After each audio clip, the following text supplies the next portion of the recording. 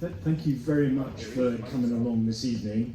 I'd just like to say, first of all, on behalf of all the partners, Rebecca, Ryland, Teresa, myself, Rob, first of all, very warm welcome to Watson Farley Williams. We're really delighted to have you all here this evening and very pleased that you could join us. So a number of events are taking place during the course of this year in England and Wales to celebrate the 150th anniversary of the Technology and Construction Corps. And the Watson Farley and Williams construction team is delighted to support this important milestone and to host this evening's event. Today's panel discussion is around the release of a new book, The History of the Technology and Construction Corps in its 150th anniversary. So the book looks back at the Corps, it takes stock of where we are now and looks forward to the future. So I think this is going to be a really good event. We've got some great contributors and I'm really looking forward to it. So our panel this evening is comprised of some of the esteemed contributors to the book. They'll be introduced by our panel moderator for the evening. So please welcome Lord Justice Sir Peter Coulson.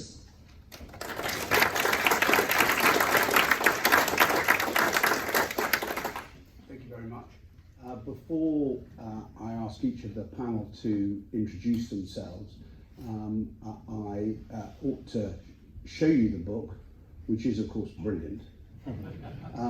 But the reason that you should buy it, I don't get any money for this, but I'm very proud of the fact that I own the painting that is on the cover. It's a painting by a man called Carl Hagedorn. It was painted 120 years ago. It's a large oil of a group of men digging a ditch, presumably in Manchester in the 1920s. It's very nice, if any of you collect pictures, to find a picture that you own on the cover of the book. So don't mess about, buy it. I'm going to ask each of the panel to introduce themselves. I'm Peter Coulson. I am the Lord Justice of Appeal, that is the supervising judge for TCC appeals. And we are very fortunate in the Court of Appeal because we have 3 judges, because we also have Lord Justice Stuart Smith and Lady Justice Carr, who were themselves TCC judges. So that's me. I shall ask the panel to introduce themselves, starting with Sir Rupert at the end. Thank you, Peter. Well, I'm Rupert Jackson. I was judge in charge of the TCC a few years ago. I think that the book is absolutely excellent. The best chapter of all is the account of Sir Brett Coulson, I pronounce his name right, written by Peter. Sir Brett won the last VC in the First World War. Also, his house in Highgate is now occupied by a Monty Python star. But for that and many other reasons, it is an excellent book.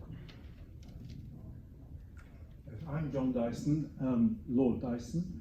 How I come to be here is perhaps a little surprising, given that it's so long since I've had anything to do with construction work.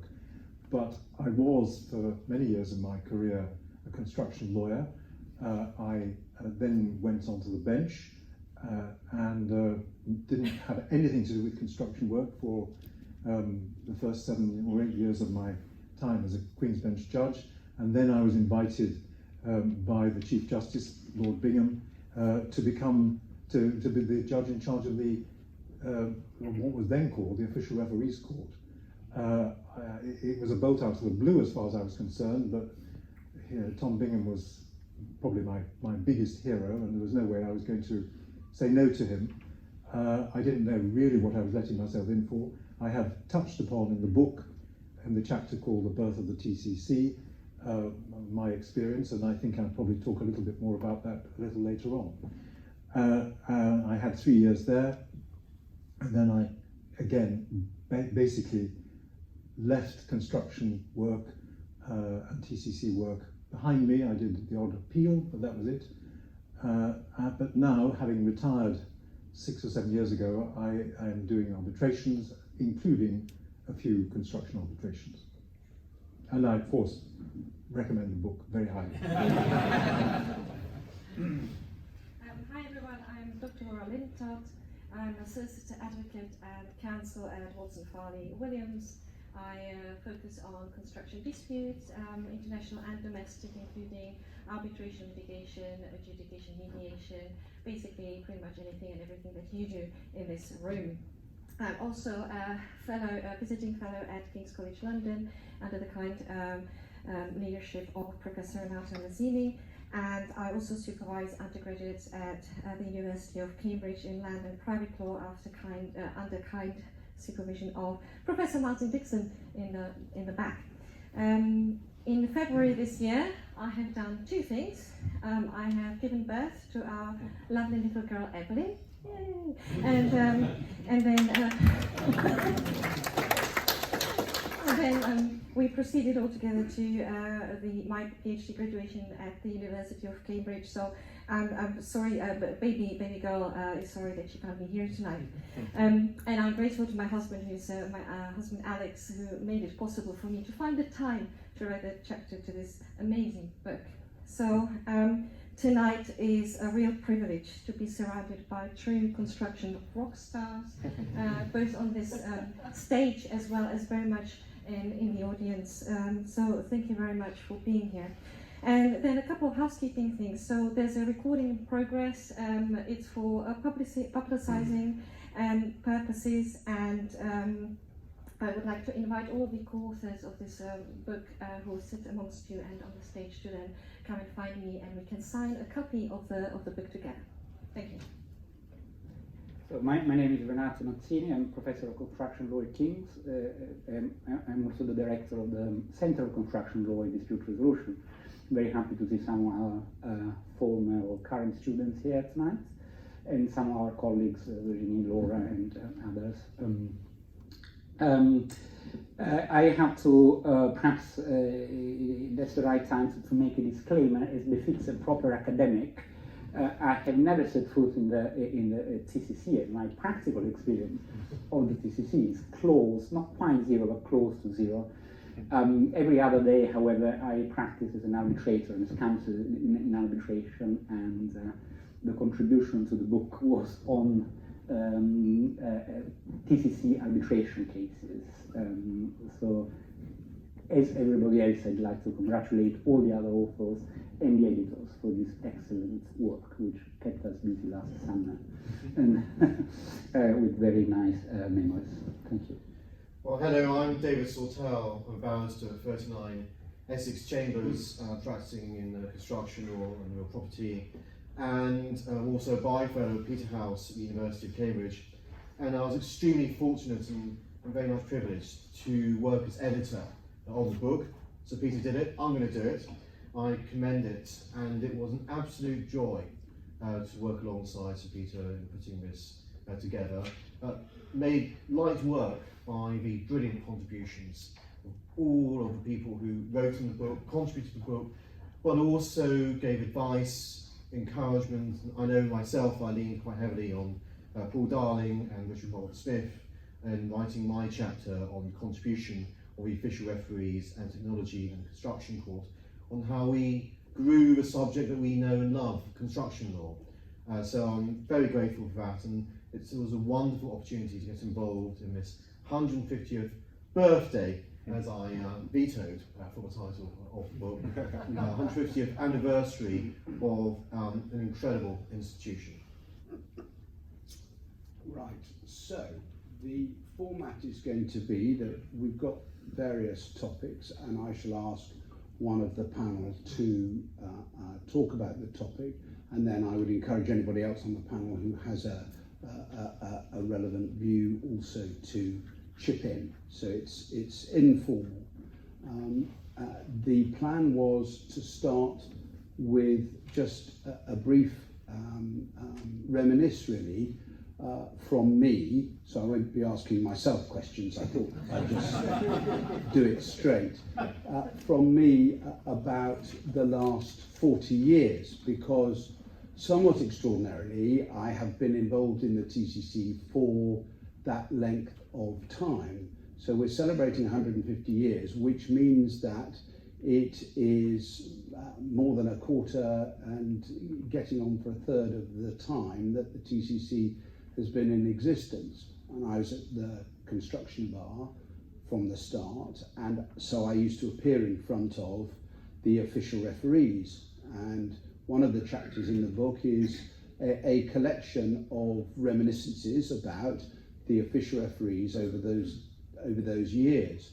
And those memories are sometimes mine, and I have also chivied and chased and got a wide variety of other people to give me their recollections. And the reason why it's worth just commenting on those days 40 years ago is to demonstrate how far this court has come. And although they are much too modest to say that the two men to my left are principally responsible for that, but it is worth just remembering what it was like. People now say official referees, that sounds a bit odd. You should have seen where they practiced. That it was the third floor of the West Block. It was really difficult to find the first time.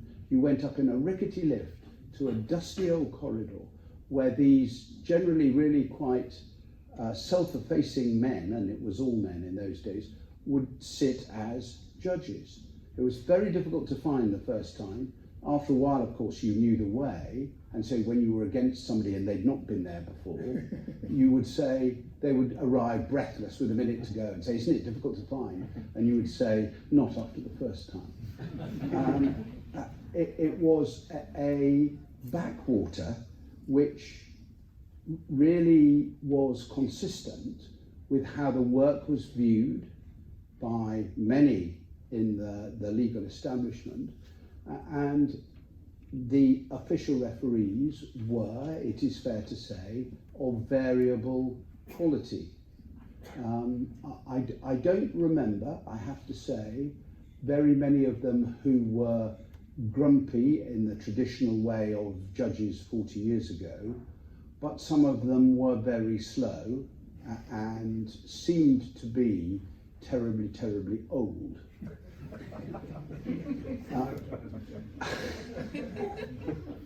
Unlike the youthful judges. But there are, I talk about all of them in my book, but there are three of those judges that I ought to mention by name.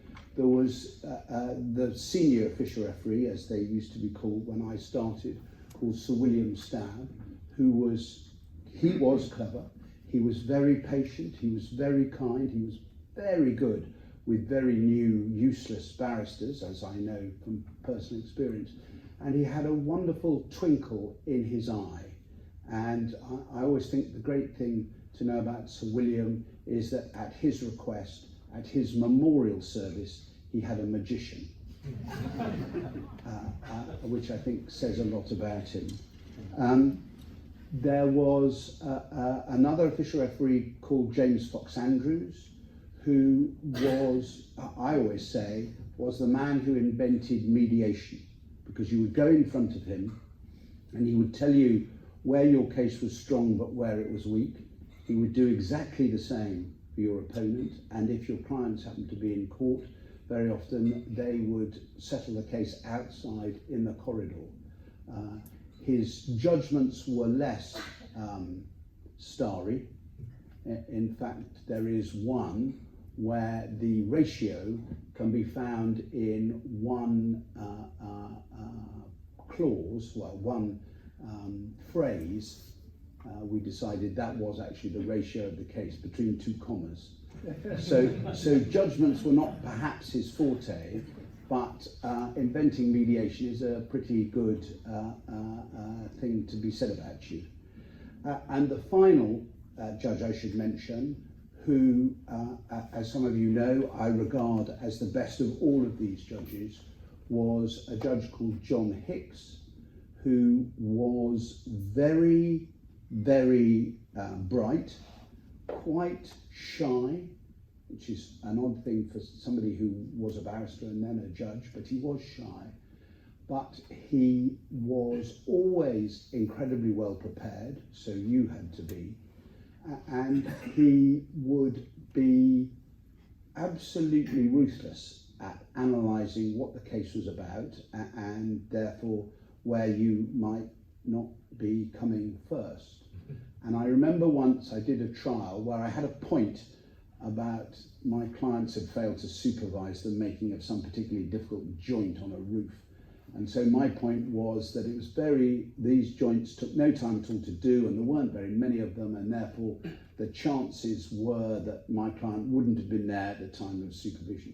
So John Hicks, in his judgment, it's called George Fisher against Davies, Langdon, Everest, it's in the building law reports, he sets out my carefully constructed argument, gets to the next paragraph, and it says, "It seems to me that argument fails at every level." And then he sets out each of the levels at which that argument fails. And very occasionally I use that phrase in my own judgments because I think it's a rather good one if you can analyse it in that way.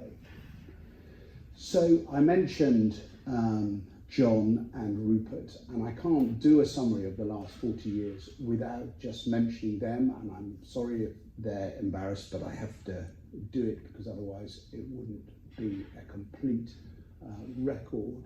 John became the judge in charge of the official referees. He was the first High Court judge to be given that responsibility, and he will tell you later about how he turned it into the TCC.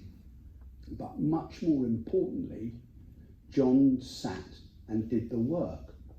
So he wasn't just, as we had a judge in charge who was somewhere over in the Royal Courts of Justice and we never saw. He sat doing the work. It was our good fortune that that coincided with the start of adjudication enforcement, and that's why John is responsible for the judgments that set the whole tone and path for adjudication enforcement. And we were extremely fortunate to have him as the judge in charge doing the work. I must say, as a barrister, that was a bit of a double-edged sword because it meant you really had to prepare, because we had never been in front of a judge of that sort of quality before, and it made you prepare your case, which was obviously a novelty for some of us. And then subsequently, Rupert was the judge in charge of the TCC, and Rupert finished what John had started by ensuring that the work was properly part of the High Court, because it was done by High Court judges. And as some of you will know, that process was not straightforward, and Rupert was really involved in ensuring that the work is now done all by High Court judges.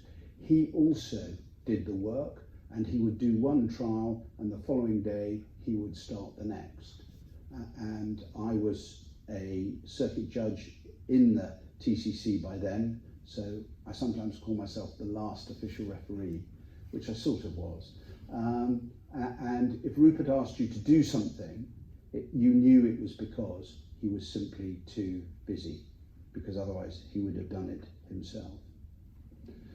So those are the last 40 years from somebody who was involved, and I think probably now we should go back even further in time, because Laura is going to tell us about the official referees that are no longer in living memory, so she may be capable of being ruder about them than I have been.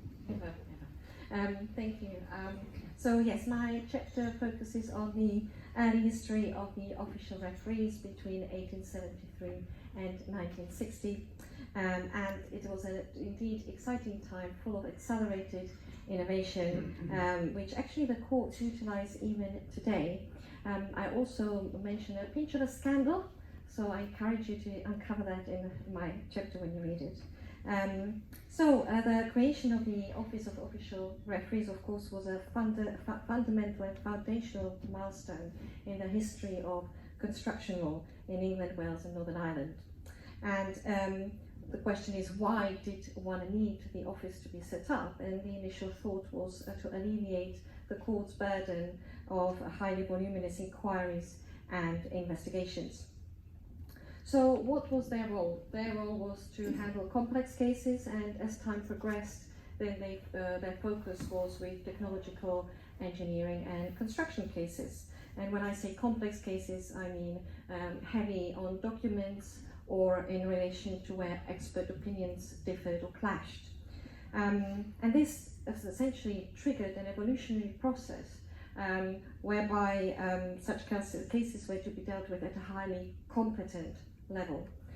And then I mentioned the innovations, so just to mention a few, these included modernization of case management, having one joint expert, and a thoughtful, proactive approach to settlement so that cases wouldn't necessarily have to go to trial. But Rupert, John and Peter will tell you more about innovations later.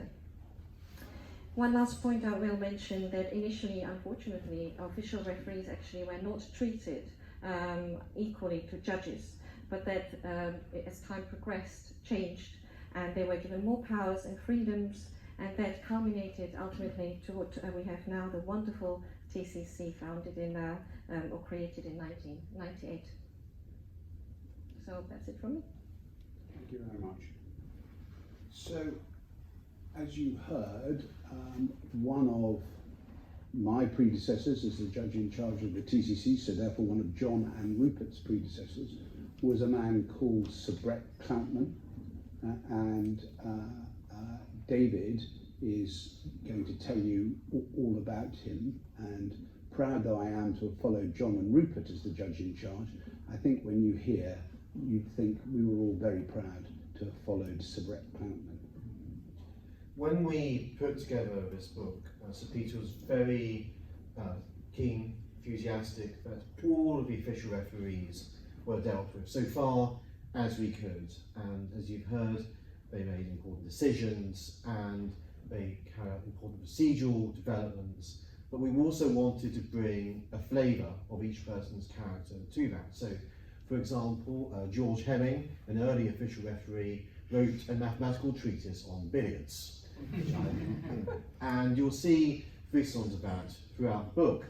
But one of the most important chapters, one of the most interesting chapters is Sir Peter's, because it deals with an issue as His Honour Sir Brett Mackay Cloutman, Victoria Cross, Military Cross, Queen's Counsel.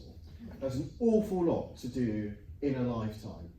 When you think he also fought in not one but 2 world wars as well. And this chapter, Sir Peter's researched and has brought together, explains how he grew up in Crouch End, in a furniture business, he and his brother Walfred. And they enlisted and served in the First World War, both going on to act as engineers. And in 1915, his older brother, Walfred, died in action.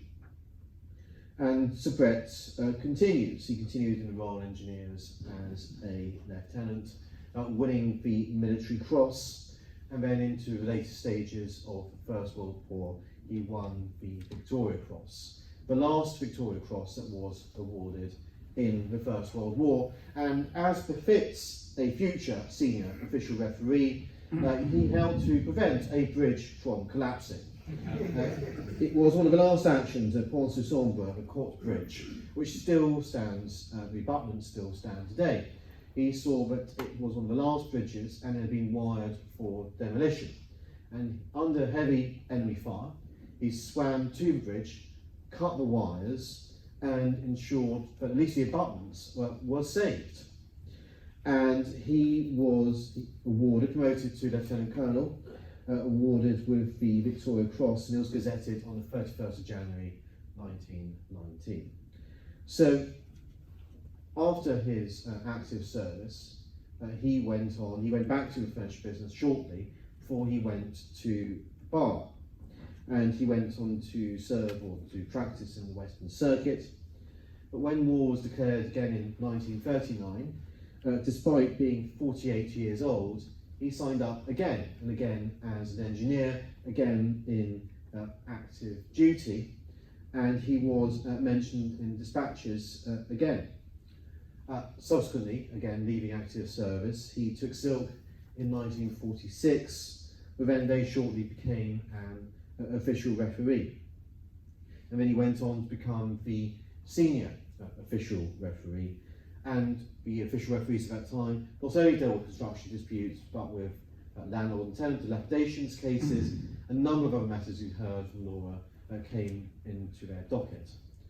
The most poignant moment, though, in the chapter comes when it comes to how Brett, when he died, and what his wishes were. He was cremated, and astonishingly, he was cremated at a crematorium where there are 14 recipients of the Victoria Cross being laid to rest. And he was, in fact, interred at Walford's grave, his elder brother, who died in 1915. And we were able to find someone, a historian of wartime graves, who sent to us and was able to send to us his grave. Steve Lee sent us a photograph of his grave. And just as a final codicil, his picture, which you'll see in the exhibition in the Rolls building, shows him full military uniform with his dog. I think that's how he wanted to be remembered, that's how he has been portrayed. But certainly he has one of the most striking and remarkable careers in service at the bar, and then as a senior official referee. Thank you very much, David. And in the book, I have tracked down somebody who appeared in front of him. So I record that person's impressions. So that's probably enough history. And we come slightly more up to date with the creation of the TCC, the birth of the TCC, and as we have said, that was John's doing when he became the first High Court judge to be made responsible for the official referees, which I imagine was perhaps not what John regarded as the greatest honour of his judicial career. I'm not quite sure how to respond to that. As I said before, I had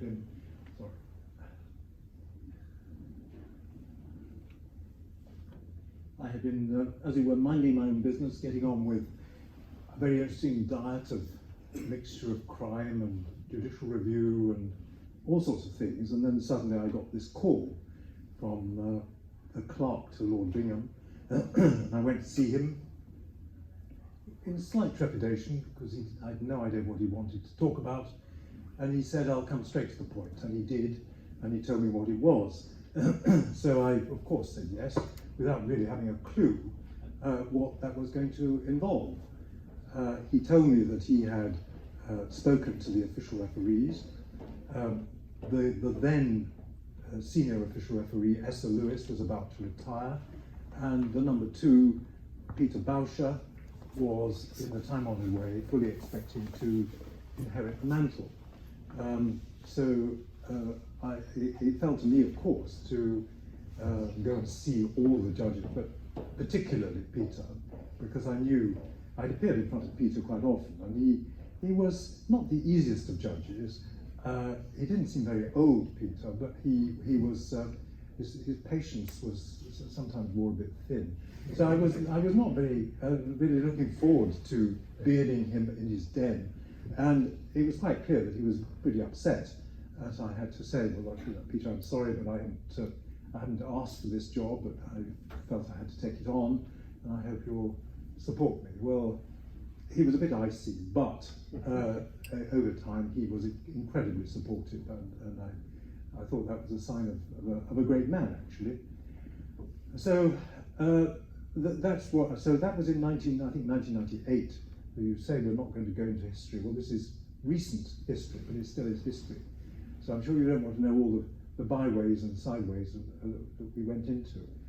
But I think it is worth saying that the atmosphere, the climate at that time, the late 20th century, the attitude of the senior judiciary, and indeed of many in the legal profession generally, was to regard construction law as being a rather tedious sort of Cinderella sort of subject, which wasn't really for proper lawyers, wasn't really for the cream.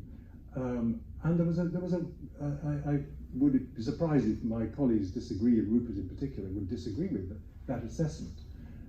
That was certainly how I saw it. And so one almost had to be apologetic, I'm afraid to say, but that's how it was. But the idea that the official referees should become High Court judges would have been totally unthinkable at that time. It's probably very difficult for you to appreciate that, but that is how it was as recently as the end of the 20th century. The top judges, the senior judges, regarded the official referees, I wouldn't say with contempt, that's too strong, but certainly they were not impressed. And they didn't think that the work that was done by those judges was worthy of the attention of High Court judges. That was the atmosphere at that time. So there was no way that I was going to be able to myself recommend, because it wouldn't be for me to do it, but to recommend that they should all of them become High Court judges, because that suggestion would have been rejected out of hand at that time. It had to be a gradual process. It was finished off by Rupert brilliantly, and now happily all the London judges of the court are High Court judges, and that's been a fantastic thing to have achieved and made an enormous difference. And the idea that the TCC should be on a par with the Commercial Court and the Chancery Division, which now it is and it's taken for granted, that would have been laughable as recently as the late 20th century. And I hope I'm not exaggerating when I say that. So Lord Bingham's idea was that I, as the first High Court judge, would be in charge, and then at the end of my, whatever it was, 3-4 years, I would be able to recommend to him one of the senior circuit judge official referees to replace me, and that in that process, that person will become a High Court judge. And Bingham's idea was that gradually there would be, by evolvement, evolution, the High Court judges would be introduced into the court in that way. Sadly, I'm afraid I didn't think that any of the other judges was good enough to be a High Court judge, and that was a conclusion that I reached with some sadness, but that was how I felt. So that didn't happen, and my successor was Thane Forbes, who had been an official referee but had become a High Court judge. So there it was. As Peter said, I did roll up my sleeves and do some of the work. I didn't do a 6-month case. For the only second time in my life was I able to decide what cases I wanted to try. It's a great luxury for a judge. The only other time I was able to do that was when I was Master of the Rolls. But it's a luxury afforded to very few judges. So that was nice, and so I was able to choose the cases, and that's why I was able to decide the first enforcement case, adjudication case. I'm not going to talk about that because Rupert is going to talk about that. But I will, before I finish, just say that I did feel that there were things I could do and that I did do, which was, for example, to change the name of the court. I felt it was ridiculous in the late 20th century that judges trying these heavy, important cases were called referees. No other judge was called a referee, and that was absurd, and it was merely an accident of history. So I got them that all changed, and we changed the name of the court, and we wrestled, I did, with my wife actually. I don't think I've ever said that in public before, but as to what we should recommend the court should be called. Should it be called we quite fancied the idea of technology because it sounded a bit sexy and modern. And the court was not only doing construction work, although it was doing mainly construction work at that time. Well, should it be technology and construction, or construction and technology?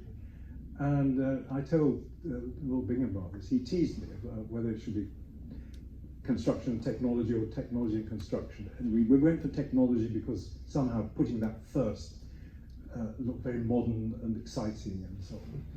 It's in these sort of strange ways that things happen. And of course, I had no idea that within no time at all, the court would be called the TCC. Now, you probably don't know any of that, but that's how it happened. I didn't know that. No, there you are. You learned something. I have learned something. I did not know that you were responsible for the name. So there we are. We all say, oh, well, we practice in the TCC. Well, it's all down to John. So the TCC, and of course the cause list of the TCC. Another thing I did was, and this is also indicative of the way in which the court was regarded.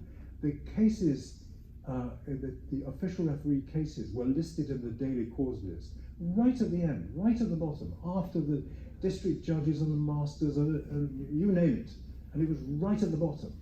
I thought that was quite wrong, and so I persuaded whoever I had to persuade to put it next to, I think, the commercial court up in the cause list. So these are all things that I did, which I believe and certainly hope contributed to the enhancement of the reputation of the court. And of course, Rupert built on that in a magnificent way.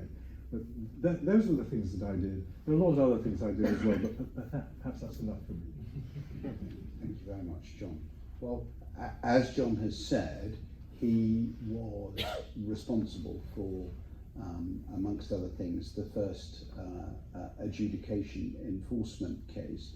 So I was going to ask Rupert, who then, of course, in his time as the judge in charge, did numerous enforcement cases building on what John had decided. So I was going to ask Rupert about the Housing Grants Construction and Regeneration Act and the particular facets of those early enforcement cases that he did. Certainly, Peter. I note that this event is listed to have a panel presentation between 6:30 and 7 o'clock. It's now 7:15 and we aren't quite halfway through. So perhaps I should err on the side of brevity. I was appointed judge in charge of the TCC in 2004. Word reached me that there was a new act, or a fairly new act, called the Housing Grant Construction and Regeneration Act, and I thought I ought to discover what it was. So I rang up an old school friend, Chris Ennis, who came round and gave me a 1-hour tutorial with some basic reading matter, upon which he tested me. Thus fortified, I went to the TCC, and I rapidly discovered that this 1996 Act was massively important to the construction industry. The adjudication system, which leads to the rapid decisions and rapid enforcement, enables money to pass down the chain and subcontractors to get paid and so forth. And the general view is that the Act devised by Michael Latham has been immensely beneficial overall to the construction industry and indeed to building owners. Why is that? That is in large part due to the robust enforcement instituted by the TCC and of course implemented by the practitioners, many of whom are sitting here today, in presenting umpteen such cases to the court. An issue which arose at an early stage was to what extent the court should investigate whether the adjudicator had got it right before enforcement. And the case which raised that issue was Macob, and it came before John Dyson, and it was a landmark case. John essentially decided that by and large adjudication decisions should be enforced. There shouldn't be any retrial of the matter. If the adjudicator got it wrong, the matter could be put right in subsequent litigation or arbitration. And it was because of that robust decision that the adjudication system has worked. As you all know, following John's lead in Macob, adjudication decisions are enforced by a summary process, so that very soon after the decision, unless something has gone badly wrong in the adjudication, it will be enforced, usually on the basis of the adjudicator's decision. The parties will either live with the result or negotiate a reasonable adjustment, and it can only be in about 5% or perhaps 1% of cases that the matter is actually relitigated. So the construction industry owes a huge debt to John for setting the guidelines in MACOG. Subsequent cases have built upon that. The judges have held that natural justice isn't entirely banished from adjudication, but the court is not sympathetic to the mass of natural justice points which you could raise in almost every adjudication if you applied your mind to it, because adjudication is a rough and ready process. The court has said there's really got to be a clear breach of natural justice before it will refuse to enforce an adjudication decision. Likewise, the regime for payment notices has been rigorously enforced. If a payment notice is served, the recipient does not serve a pay less notice, then the recipient must go ahead and pay the sum shown as due. Can he bring a true value adjudication to determine what ought to have been in the payment notice if he's failed to serve a pay less notice? Yes, he can, but the court has said he must first pay the sum which is due, and then, if he wishes, commence an adjudication to determine the true value. And that, of course, is all built upon one of Peter's excellent decisions as judge in charge of the TCC. So the adjudication regime works well, and it works well because of the work of the court, in particular the two judges sitting on my right. Thank you, Peter. Thank you very much, Rupert. The only thing I would add to that is the thing that I'm particularly proud of is the process that we put in place for speedy enforcement of an adjudicator's decision, because we realised that there was no point in having a speedy process if somebody still didn't pay, and so the successful party needed to come to court.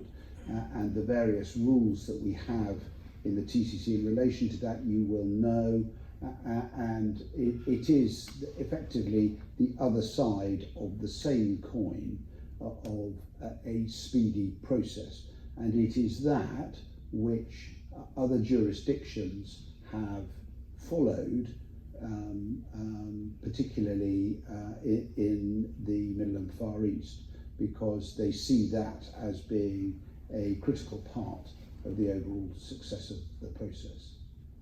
So that's adjudication, and so now I think, Renato, we move to arbitration, and again the 1996 Act, slightly different Act, but the 1996 Arbitration Act and the TCC's interrelationship with that. Thank you. Thank you very much, Sir Peter. And yes, indeed, my chapter, which I wrote together with Aleksander Kalisz, does focus on arbitration precisely because, as I said at the beginning, my practical experience in the TCC court as such, the court as such, was certainly not the same as my experience in arbitration, but also I should make a second disclaimer, I think, here, that I am the only certainly member here on the panel who hasn't received his copy of the book. My copy is clearly lost in the meanders of Kings, but of course then when I realized that, I asked the centre to buy a few copies of it, Sir Peter, and those copies also got lost in the meanders of Kings. So I also don't know anything about the book except the chapter that I wrote a year ago. But one thing was that my students, they say one or two recurrent comments every year about my teaching is, well, you're a reasonably nice chap, a bit of an Italian accent, but it's okay, you need to be inclusive and so on and so forth, seems reasonably knowledgeable as well, about arbitration, about contractual law, even on, about the CPR, etc., it just always talks about cases. And indeed, in the chapter as well, we talked about cases. So we reviewed all the TCC arbitration-related cases to see what the contribution of the TCC has been to arbitration law in England, and possibly through this contribution to arbitration law in England, Wales, and Wales, through arbitration law more generally. And perhaps we'll get to that. And one thing that struck me writing the chapter is that obviously construction law and construction arbitration has some rather specific and complex aspects that allowed the court to tackle issues that then have become, in a way that then is also and has become of more general significance. And for example, the first thing that perhaps springs to mind is multi-tier clauses. In construction contract, multi-tier clauses are absolutely prevalent. In the case laws, I mean, starting probably from Holloway and Mr. Justice Ramsey, and through then a sequence of subsequent cases, the TCC has been the court that has clarified when and under what circumstances steps in a multi-tier dispute resolution clause are actually enforceable, are not just agreements to agree. And that approach by the TCC has been approved by the Court of Appeal in South America. Particularly complex clauses that may or may not be arbitration. In construction contracts, you often have clauses that may be expert determination, but may be arbitration or other forms of dispute resolution. And there are a few cases of the TCC. One is Turville Heath, for example, that address particularly that point. There are also then cases where the TCC has made a contribution that is somehow decoupled, if you want, from the specificities of construction contracts. For example, the approach that the House of Lords, in a construction case which was, however, somewhat paradoxically decided at the first instance by the Commercial Court, Lesotho, was the approach to Section 68 that the House of Lords then adopted in the Lesotho case had been anticipated in the TCC in cases such as well-done plants, for example, or Clare and Thames Water Utilities that decided by Mr. Justice Jackson as he then was. And sometimes the TCC, and that perhaps my last point, I am also like Sir Rupert conscious of time and drinks that expect all of us in due course, but perhaps my last point on this topic is that sometimes I think the TCC really adopted very let's say, internationally innovative pro-arbitration approaches that, however, weren't then so successful in the Court of Appeal. And one example, again, that springs to mind, I'm just really looking at citing perhaps cases slightly randomly, is the Elneny and Islamic Press Agency, where the TCC was His Honor Justice Boucher, QC, decided that the court can, and this has the power, and this aspect of the case was upheld by the Court of Appeal, has the power to stay proceedings without looking at whether the arbitration agreement is null and void, inoperative, or incapable of being performed. Just there is an arbitration clause there. So let's stay proceedings and let arbitrators decide first in the exercise of the inherent jurisdiction, which would be an approach very much in line with French law, for example, with approaches under quite a few modern law jurisdictions. Well, here this approach, which I think has quite a lot to be commended, about was, however, upheld in theory, but not that much in practice by the Court of Appeal, that consistently then said, well, yes, this can be done, but once the issue is before the court, why don't we decide it once and for all? This is likely then to come back to us at a later stage. Perhaps I stop here, Sir Peter. Thank you. Thank you very much. I should say, in answer to Rupert, my understanding was it was an hour, not half an hour. I'm doing my best. All right, thank you very much. So, Laura, we come to the TCC today, how do you think it's perceived, and how has it perceived in relation to construction law? Yes, so thank you very much. The advantages of the TCC, I'm going to talk about them with a slight international twist. But before I do that, I'd like you to refer you to an article I wrote last year on construction news, where I go into greater detail of that. But for now, as you know, the TCC court is a very common court of choice for parties to international construction and engineering contracts. And why is that? And some of the reasons that I'm going to mention is the practical approach of TCC judges, their expertise, because they are actually experts in the construction and engineering disputes, which provides a unique and professionally acclaimed standard. Another reason is speed, with which the TCC deals with cases, which saves both money and time, as well as integrity and independence, with which the judiciary as well as legal representatives treat parties to disputes, so that they are treated fairly.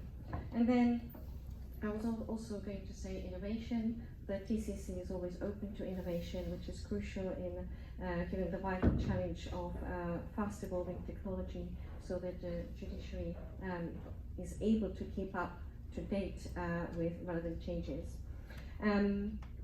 So one thing I'm going to mention again is arbitration, because it is relevant to the TCC, of course, and particularly where the parties are agreed on procedural law to be English law of the given arbitration, or where the seat is England and Wales or Northern Ireland. Of course, the Arbitration Act 1996 applies.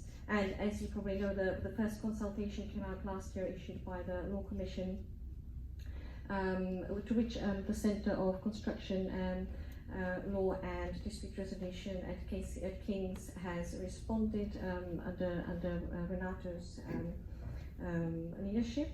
And the outcome with the first one was aim for sober modernisation. So the main objective was to keep the jurisdiction of England and Wales and Northern Ireland to be keep being attractive for international arbitration. Why I'm saying that is because in that connection, the TCC has the limited powers to appoint arbitrators, to remove arbitrators, to make decisions on fees and expenses.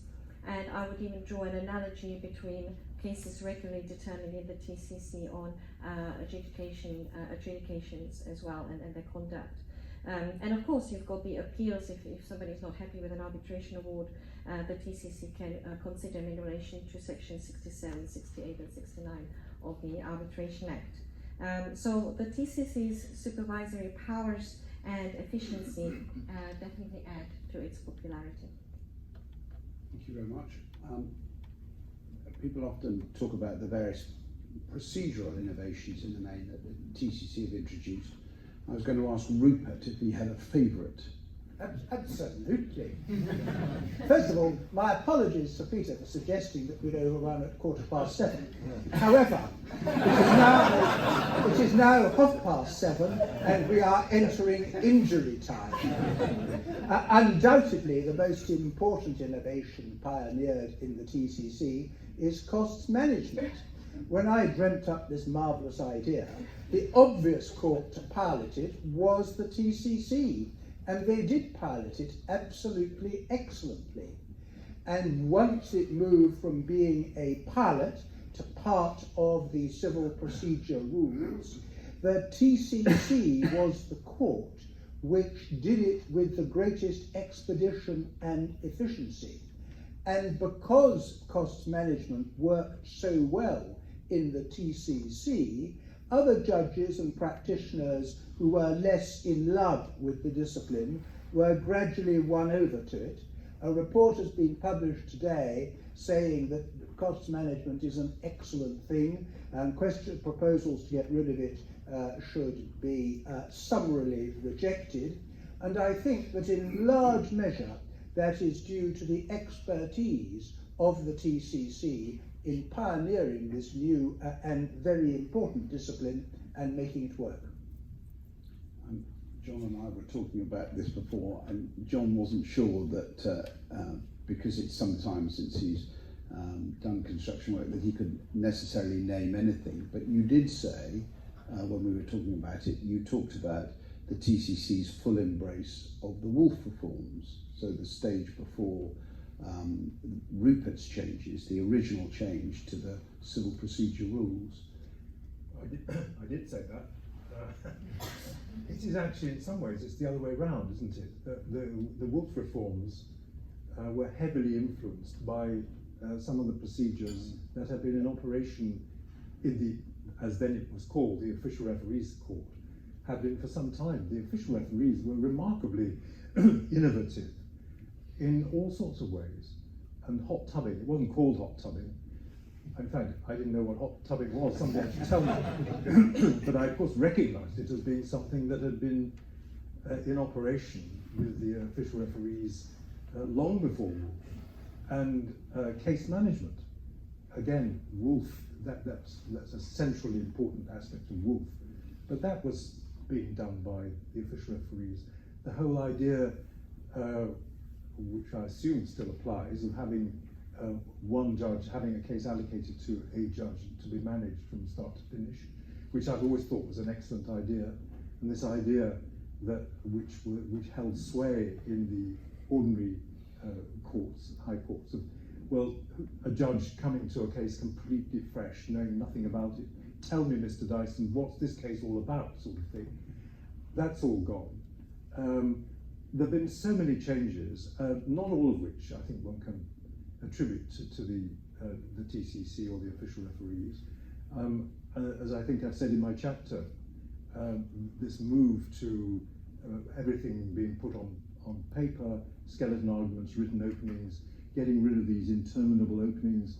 I remember, I think I led Rupert in a case in front of Sir William Stab, which I don't know how long the opening lasted, and it was extraordinary. The plaintiff or claimant stood up and started reading documents, and if he didn't read a passage in a letter which one of the other parties wanted to have read, the counsel would leap up and say, "Would my learned friend please read the next paragraph?" Now that is how it was, and it was no wonder that the cases lasted forever. So I can't actually name a single favourite, but I think that the OR, the official referees, and the TCC court have much to be proud of. Well, I was going to pick up on that because you mentioned case management, and even now I find myself in a situation where I say to a colleague, well, why wasn't that dealt with as a matter of case management?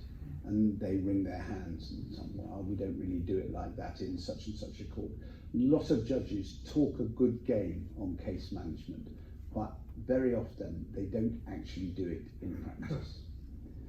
Right, so Renato and David, you've got 2 minutes each on international reputation and the work in the provinces. Go. You go first. Shall I go first on international? Maybe not as much international reputation, it's a stellar reputation, I think.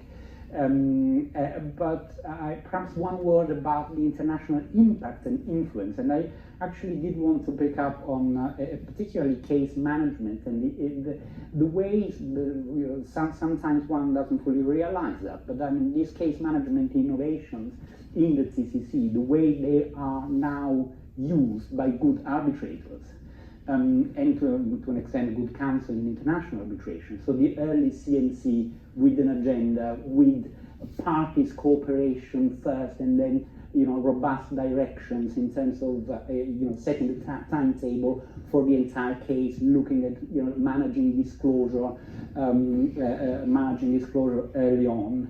The way we, again, good arbitrators deal with experts in international arbitration in terms of identifying very early on where there is a need of experts' evidence, expert meetings, joint statements, and hot tubbings, all things that in a well-managed construction arbitration nowadays really are very much used. Not as much, I'm sorry to disappoint Sir Rupert, cost management, but that's another matter, and I leave it at that. David.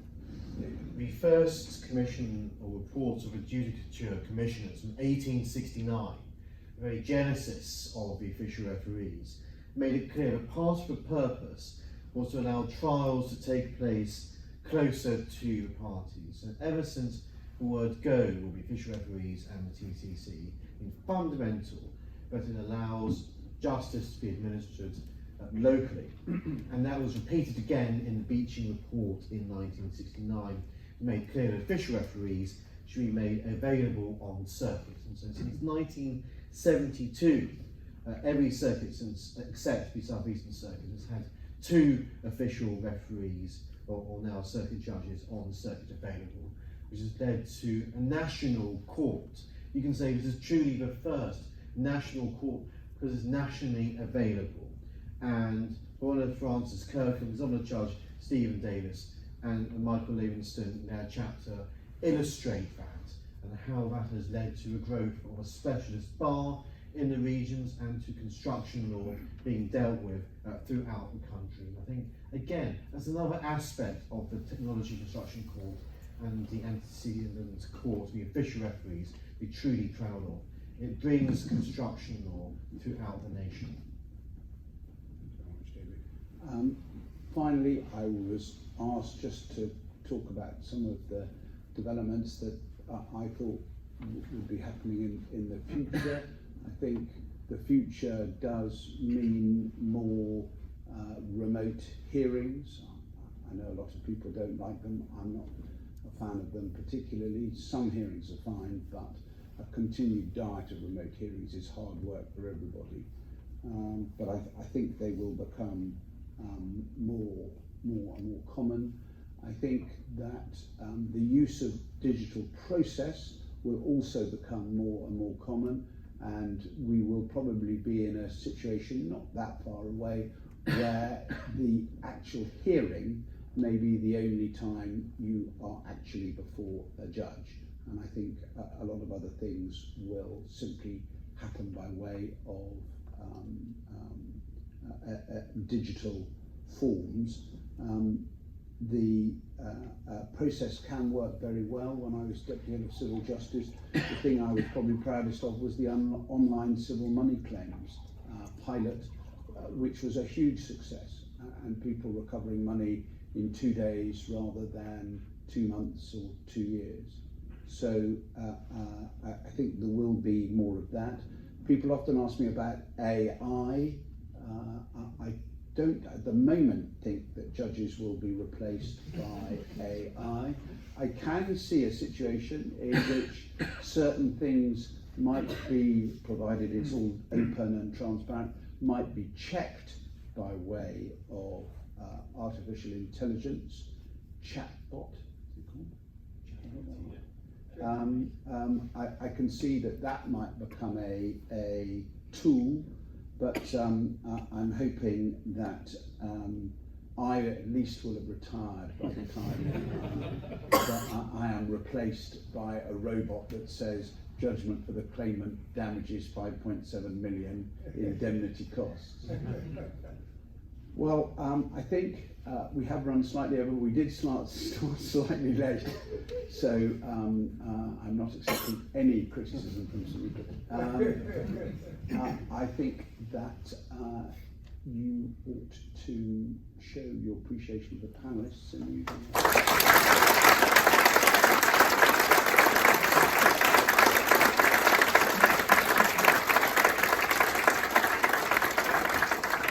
What an amazing canter through 150 years, and it's been really fascinating. And like many of you, I'm looking forward to reading more about it.